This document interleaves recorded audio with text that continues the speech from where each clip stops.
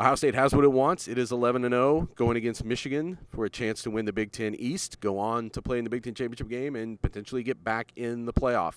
Coming off of this 43-30 victory here at Maryland, I'm Nathan Baird from cleveland.com, along with Stephen Means and Doug Lesmerises. We're talking about the state of the Ohio State offense. You know, it's built to this point, one of the highest scoring, highest producing offenses in the country. As it's ready to play the game, Doug, what is the state of the Ohio State offense, and especially what Ryan Day is trying to do with this offense right now?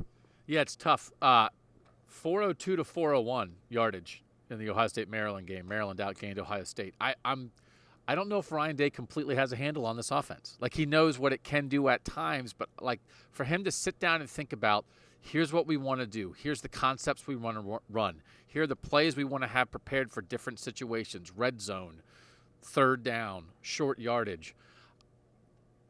Considering they're undefeated and 11 games into the season, it still kind of feels like, I don't know. I mean, again, we started off in the offseason. The number one thing we talked about is, like, what's your play on 3rd and 2?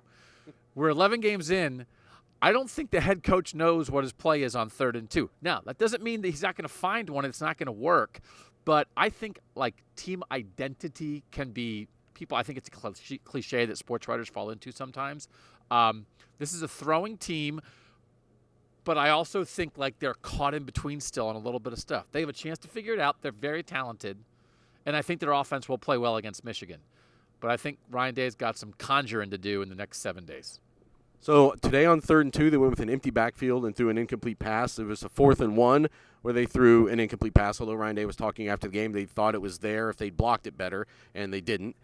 Gave C.J. Stroud more protection. The running back situation, we thought at the start of this year, even when Evan Pryor got hurt, you were still going to have Travion Henderson and Mayan Williams at the top. You weren't even really thinking, what are they going to have to get out of Dallin Hayden? And then tonight, he's the guy that kind of rescued this offense. So you go into week 12 now, or I guess it's technically week 13, game 12, saying, where is this backfield?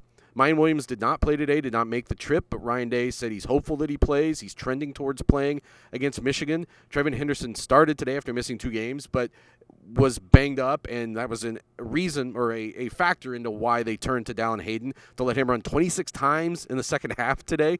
And it may be that this season lies on the legs and hands and protection of this true freshman who didn't get here till June or July. And I don't think it's anywhere anybody thought it was going to be at the start of the season, but realistically, that may just be their most reliable option right now, partially considering these other 2 guys who have been so good at times have not been healthy and able to kind of get it going. And I think the running game's issues are sometimes affecting what Ohio State is trying to do in the passing game.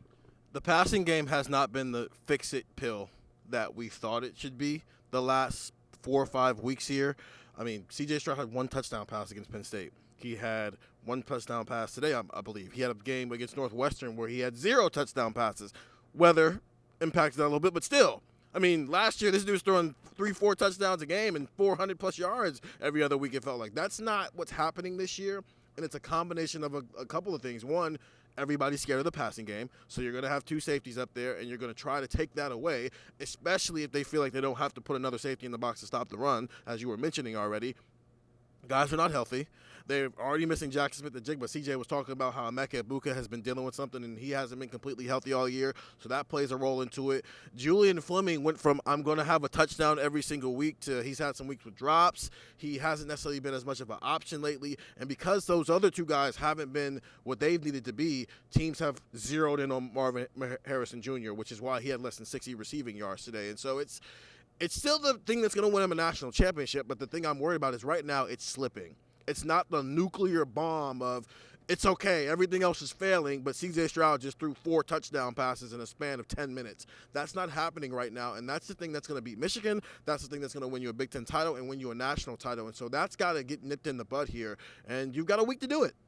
Early this year when the passing game was crisp, teams were accounting for that, and Ohio State was gashing out stuff in the run game, and that has not followed through all season. They've got to find a way, I think, to get that back and get that balance. It may be necessary to beat Michigan. A lot more talk about this all week on Buckeye Talk. Get that wherever you can find podcasts. And get the text, 614-350-3315. $3.99 after a 2-week free trial, but that free trial will take you all the way through the Big Ten Championship game. At this point, you can try us out here at Buckeye Talk.